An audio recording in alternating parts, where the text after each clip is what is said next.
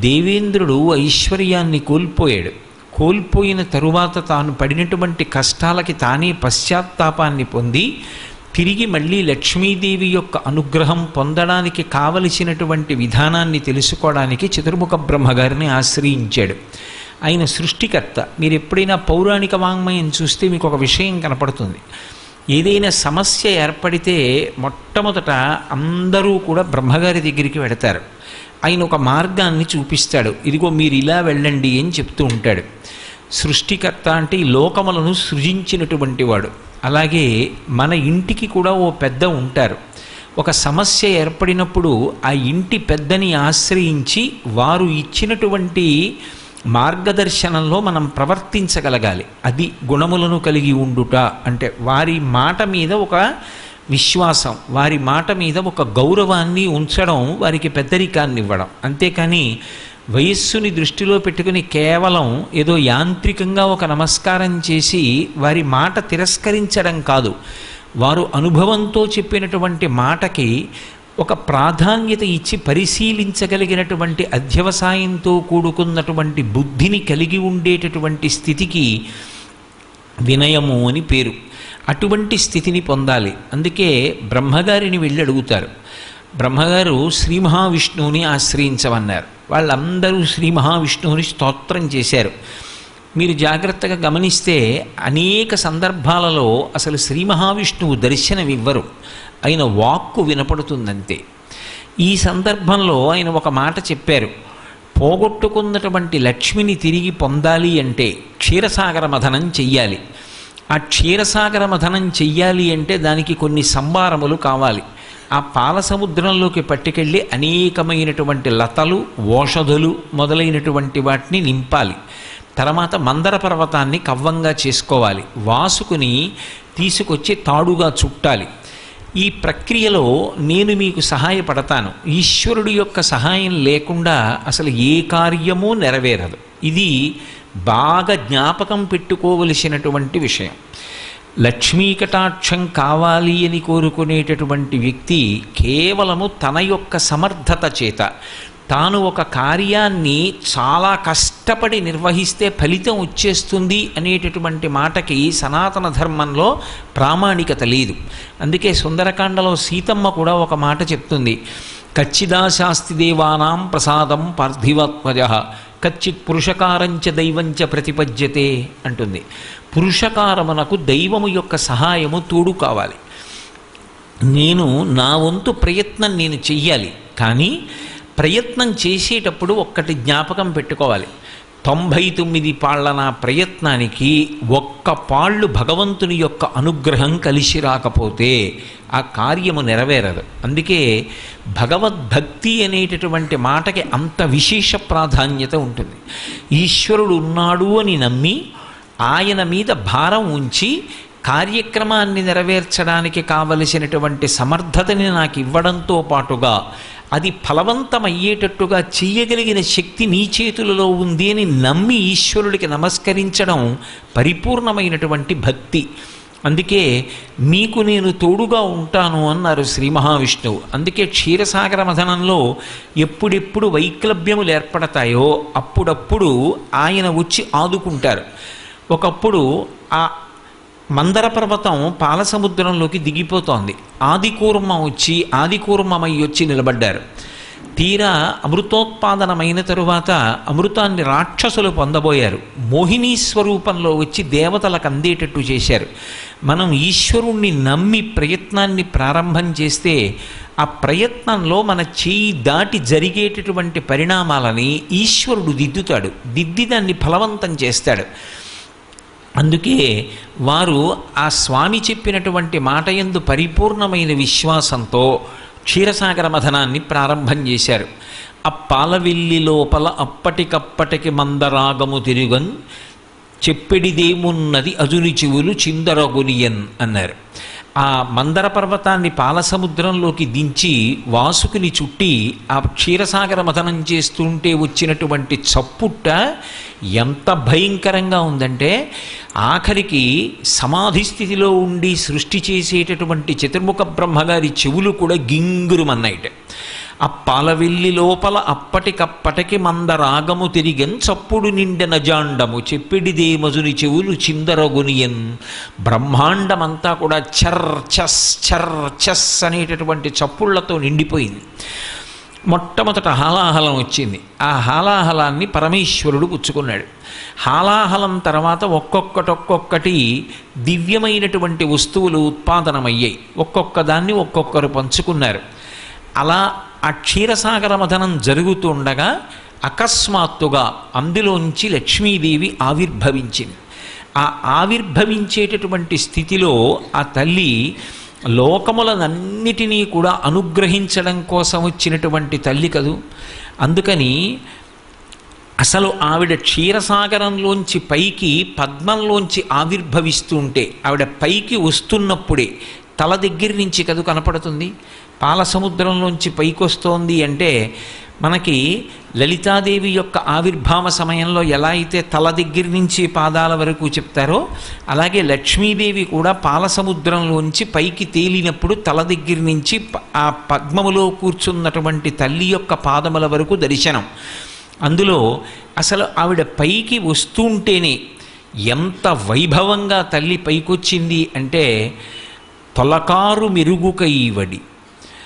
ఆ తొలకరి ప్రారంభమయ్యేటటువంటి సమయంలో ఆకాశంలో వచ్చేటటువంటి మెరుపు సౌదామిని అంటాం.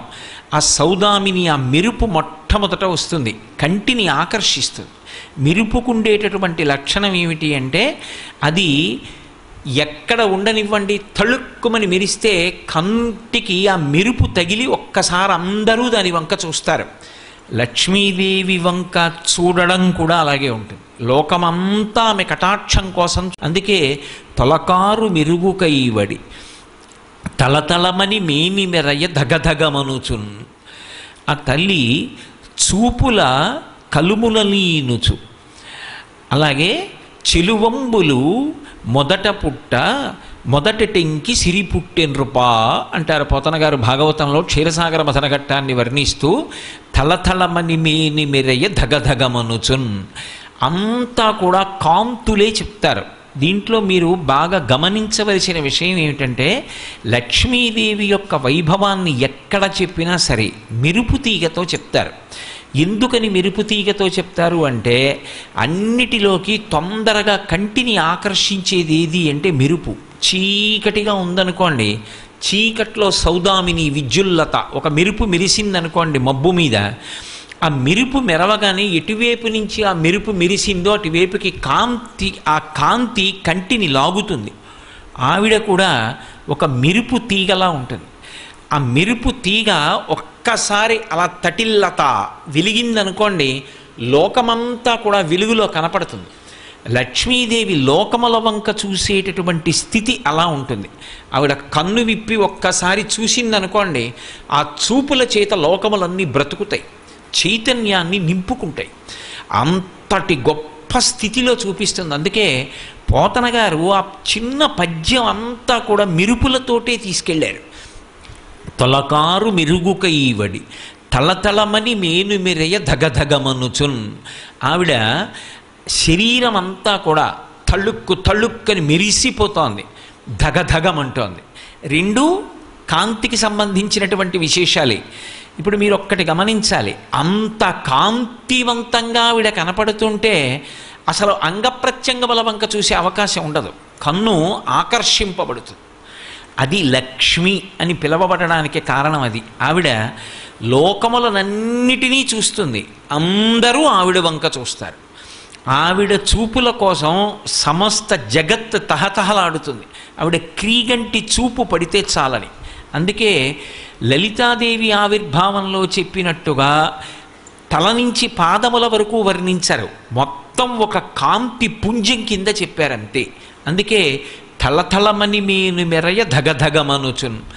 కలుముల నీనటి చూపుల, ఆ చూపులకున్నటువంటి వైభవం అది.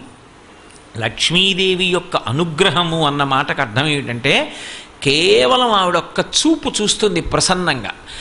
ఆవిడ చూపు ఎక్కడ పడుతుందో అక్కడ పడిన ఉత్తర క్షణంలో ఇక అలా ఇలా ఉండదు, ఇక ఐశ్వర్యం. అది ఉత్సాహం కానివ్వండి, సంతోషం కానివ్వండి, పూనిక కానివ్వండి, అక్కడ ఉండేటటువంటి సంపద కానివ్వండి, అవన్నీ కూడా అంత పుష్కళత్వాన్ని పొందుతాయి, అంత సంతోషంగా ఉంటుంది.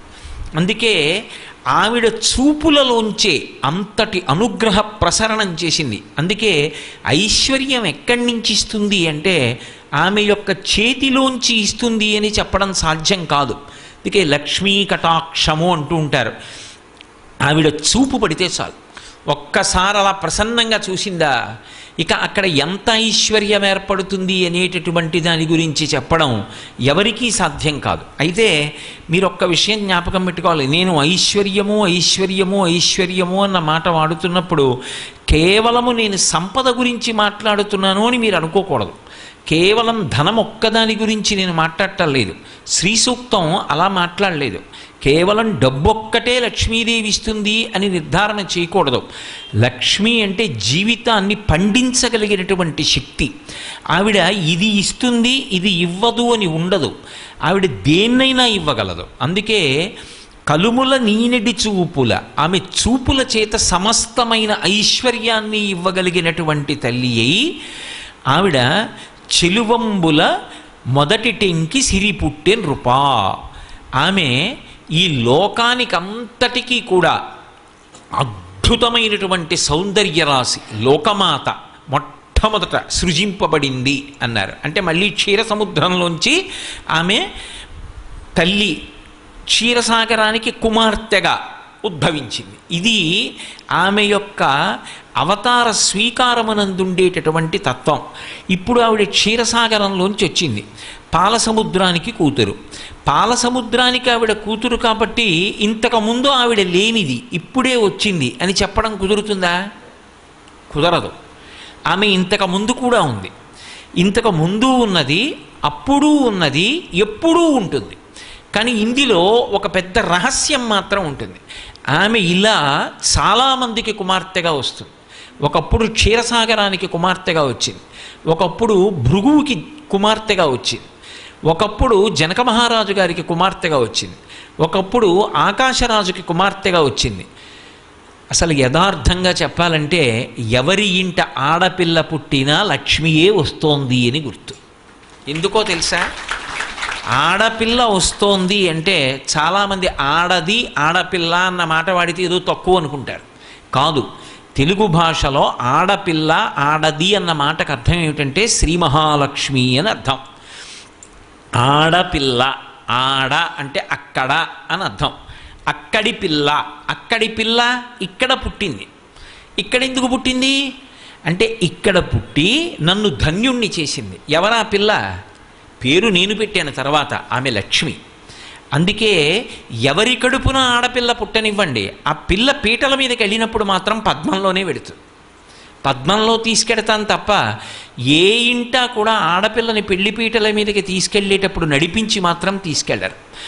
ఎవరి ఇంట పుట్టినా లక్ష్మియే పుట్టింది. పుట్టి ఆమె నారాయణుడికి మాత్రమే చెందుతుంది. ఆమె మహాపాతివ్రత్యం అటువంటిది, నిత్యానపాయని. ఆమె శ్రీమన్నారాయణుడికి ఇల్లాలు. ఆ నారాయణుడు ఎక్కడో ఆవిర్భవించి ఉన్నాడు, పెండ్లి కుమారుడు. అందుకే వయసులో మామగారు పెండ్లి కుమారుడి కన్నా పెద్దవాడైనా పిల్లనిచ్చేటప్పుడు లక్ష్మిని నారాయణునికి ఇస్తున్నానని కాళ్ళు కడిగి తీర్థాన్ని పుచ్చుకుంటాడు. లక్ష్మి ఎప్పుడూ నారాయణుడికి పక్కకే చేరుకుంటుంది. అందుకే ఆ తల్లి కూడా నారాయణుని దగ్గరికి వెళ్ళిపోతుంది. కానీ ఎంతమందికైనా కుమార్తెగా వస్తూ ఉంటుంది. ఎంతమందికైనా కుమార్తెగా వచ్చి ఎవరెవరికి కుమార్తెగా వచ్చిందో వాళ్ళని అనుగ్రహిస్తుంది. అందుకే మీరు చూడండి, 2 రకాలైనటువంటి అదృష్టాలు ఇవ్వాలి అనుకుంటే ఆడపిల్లగా వస్తుంది. ఒకటి, సాక్షాత్ లక్ష్మీదేవి ఇంట్లో పుట్టింది. అందుకే మగపిల్లవాడికి చేయడానికి అలంకారములు తక్కువ ఉంటాయి, ఆడపిల్లకి చేయడానికి అలంకారాలు చాలా ఎక్కువగా ఉంటాయి. ఆడపిల్ల ఇంట్లో తిరుగుతోందనుకోండి, లక్ష్మీదేవిది తిరిగినట్టే. ఒకటి, ఆ పిల్ల పుట్టిన వేళ, ఆ పిల్ల తిరిగిన వేళ సాక్షాత్ లక్ష్మీదేవి ఇంటికి వచ్చిందని గుర్తు. 2, ఆడపిల్ల పుట్టింది అంటే ఆ పిల్లని ఎక్కడికి చేరుస్తున్నారు? ఎవరో ఓ పేరున్నవాడికి కాదు ఇస్తున్నది, సాక్షాత్తు నారాయణ స్వరూపాయ వరాయ. ఆ వరుడు నారాయణ స్వరూపుడు. ఇప్పుడు లక్ష్మిని నారాయణుడి పక్కకి చేర్చారు. ఆ చేర్చిన కారణం చేత ఏమైంది? దశ పూర్వేషాం దశాపరేషాం, 10 తరాలు నా తర్వాత వచ్చేవి, 10 తరాలు నా ముందున్నవి, నేను ఒక తరం, 21 తరాలు ఉద్ధరింపబడ్డారు, ఉన్నత లోకాలకి వెళ్ళారు. ఏది మగపిల్లవాడి విషయంలో చూపించండి అలా ప్రమాణం. అలా చేయగలడా? సాధ్యం కాదు. అమ్మవారు అనుగ్రహిస్తే ఆ తల్లి వీళ్ళని నేను విశేషమైనటువంటి ఫలితము చేత సత్కరించాలనుకుంటున్నాను అనుకుంటే ఆడపిల్లగా వస్తుంది. అందుకే ఆడది ఆడపిల్ల ఈ మాటలు తక్కువతనమని ఎవడనుకున్నాడో నాకు అర్థం కాదు. అంతకన్నా గొప్ప మాట లోకంలో ఇంకోటి ఉండదు. ఆడపిల్ల అంటే నారాయణుని సొత్తు, శ్రీ మహాలక్ష్మి అని దానికి అర్థం. కాబట్టి ఇప్పుడు ఆ పిల్ల ఇక్కడ పుట్టింది, అక్కడికి వెళ్ళింది, ఇప్పుడు ఇక్కడ వంశాన్ని వదిలేసింది, ఇంటి పేరు వదిలేసింది, ఇక్కడ ఉన్నవారిని విడిచిపెట్టేసింది, భర్త చెయ్యి పట్టుకుని వెళ్ళిపోయింది. ఇప్పుడు ఆమె అక్కడ మహాపతివ్రత అయి ప్రవర్తించింది. ఎవరు తరిస్తారు అంటే కేవలము అత్తవారు కాదు, ఆ పిల్ల నడవడి చేత 2 వంశములు తరిస్తాయి. పుట్టింటివారు మెట్టినింటివారు 2 వంశాలు తరిస్తాయి. అది మగపల్లవాడి విషయం అయితే వాడు ఎక్కడ పుట్టాడో ఆ వంశం తరిస్తుంది. కానీ ఆడపిల్ల 2 వంశాలని తరింపజేస్తుంది. అందుకే అసలు ఆడపిల్ల వచ్చింది అంటే లక్ష్మీదేవే వచ్చింది. అందుకే శ్రీరామాయణంలో వాల్మీకి మహర్షి ఒక చమత్కారం చేయించారు. జనక మహారాజు గారు కన్యాదానం చేస్తున్నప్పుడు ఇయం సీత మమ సుత సహధర్మచరీతవా ప్రతీచ్ఛ చైనాం భద్రం తే పాణిం గృహ్ణీష్వ పాణిన పతివ్రత మహాభాగా ఛాయేవానుగతా సదా అన్నారు. మమ సుత దగ్గర నుంచి మీరు చూడండి, పేరు సీత. సీత అంటే నాగటి చాలుకు పుట్టింది, ఆవిడ పెట్టుకుంది పేరు. నిజానికి ఆ పుట్టిన పిల్ల లక్ష్మి. సీత లక్ష్మీవాచకం. నా ఇంట బిడ్డ పుట్టినా కూడా ఆడపిల్ల పుడితే ఆమె ఇయం సీత మమసుత, నాకు కూతురుగా వచ్చింది. ఎందుకని? నాకు అనుగ్రహాన్ని ఇవ్వాలనుకుంది. ఆడపిల్ల ఇంటికి వచ్చింది అంటే లక్ష్మీదేవి ఇంటికి వచ్చినట్టే. అందుకే మీరు వేదంలో ఉన్నటువంటి మంత్రాల తాత్పర్యాన్ని గమనిస్తే ఒక పిల్లవాడికి పెళ్ళయింది అంటే అతని ఐశ్వర్యమంతా ఎవరిది అంటే అతనిది కాదు, ఇల్లాలు అంటారు. ఆ ఇంటి యొక్క గృహిణికి చెందుతుంది. అందుకే ఒకప్పుడు దేవేంద్రుడు లక్ష్మీదేవిని దర్శనం చేసి స్తోత్రం చేశాడు. చేసినప్పుడు ఆవిడ నేను ఎక్కడెక్కడ ఉంటానో తెలుసా అని తాను ఎన్ని చోట్ల ఎన్ని రూపాలతో ఉంటుందో చూపించింది.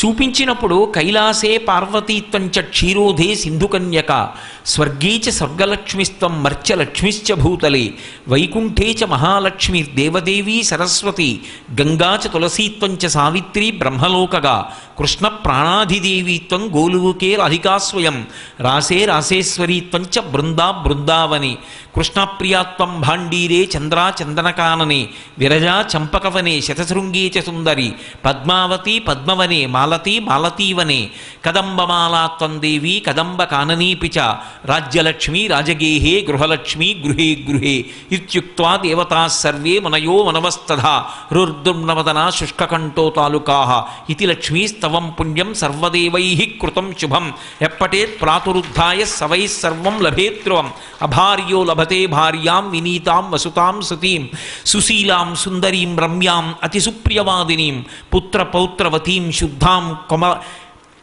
కులజాం కోమలాం వరాం అపుత్రో లభతే పుత్రం వైష్ణవం చిరజీవినం పరమైశ్వర్యయుక్తం చ విద్యావంతం యశస్వినం భ్రష్టరాజ్యో లభేద్రాజ్యం భ్రష్టశ్రీ లభతే శ్రియం అని దానికి ఫలశ్రుతి కూడా చెప్పాడు ఇంద్రుడు. ఈ స్తోత్రం లక్ష్మిని ఉద్దేశించి చదివింది కాబట్టి పెళ్లి కాని మగపిల్లలు ఎవరైనా ఈ స్తోత్రాన్ని నియమంగా అమ్మవారి దగ్గర చదివితే అతనికి భార్యగా ఎవరు రావాలి? ఎక్కడో లక్ష్మీదేవి పుట్టివాడు నారాయణుడు కావాలి. కాబట్టి ఎటువంటి పిల్ల భార్యగా వస్తుంది అంటే ఆమె సుశీలాం సుందరీం రమ్యాం అతిసుప్రియవాదినీం పుత్ర పౌత్రవతీం శుద్ధాం కులజాం కోమలాం వరాం. ఆమె సుశీల, మంచి నడవడి కలిగినటువంటిది, చక్కగా మాట్లాడేటటువంటిది, పుత్రుల్ని పౌత్రుల్ని పొందేది, ఆ భర్త యొక్క ఆయుర్దాయాన్ని నిలబెట్టగలిగినటువంటి నడవడి కలిగినటువంటిది, మహాపతివ్రత. అటువంటి స్త్రీ భార్యగా లభిస్తుంది. లక్ష్మీదేవి యొక్క స్తోత్రము అంత గొప్పదిగా వర్ణింపబడింది. అందులో ఆ తల్లి దర్శనమిచ్చింది. నేను ఎక్కడ ఉంటాను అంటే కైలాసే పార్వతీత్వంచ క్షీరోధే సింధుకన్యక. కైలాసంలో పార్వతీదేవిగా, వైకుంఠంలో లక్ష్మీదేవిగా, బ్రహ్మలోకంలో సరస్వతిగా, ఒక మహారాజు గారి దగ్గర రాజ్యలక్ష్మిగా, ప్రతి ఇంటి ఇల్లాలు గృహలక్ష్మి అయినప్పుడు ఐశ్వర్యమంతా ఎవరిది? ఆమెది.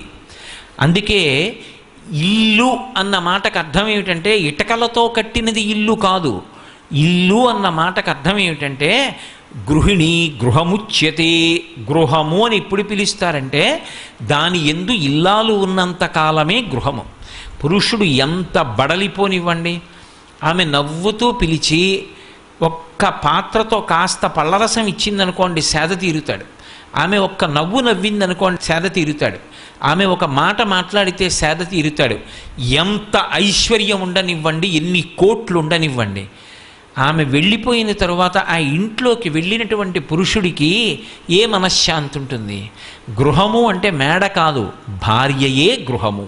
అందుకే గృహలక్ష్మి గృహే గృహే. లక్ష్మీదేవి దర్శనం ఎక్కడవుతుంది అంటే చాలా తేలిక. దర్శనం చెయ్యాలన్న కోరిక ఉండాలి, కానీ నా భార్య లక్ష్మీస్వరూపయే, నా పక్కింటి వారి భార్య సాక్షాత్ లక్ష్మి, ఆ భావన నీకు ఉండాలి. కానీ ఆ భావన చాలు నీకు లక్ష్మీ కటాక్షం కలగడానికి హేతు అవుతుంది. దేశానికి అరిష్టం ఎప్పుడు పట్టుకుంటుంది అంటే కనపడినటువంటి ప్రతి ఇల్లాలి వంక కూడా చూడకూడని చూపు చూస్తే అది దోషభూయిష్టం అవుతుంది. ప్రతి ఇల్లాలిని కూడా లక్ష్మీ స్వరూపగా చూడగలిగినటువంటి విశాల హృదయం ఉంటే, అటువంటి పవిత్రమైన దృక్కులు కలిగి ఉంటే, దాని చేత దేశమంతా కూడా లక్ష్మీ కటాక్షంతో వర్ధిల్లుతుంది.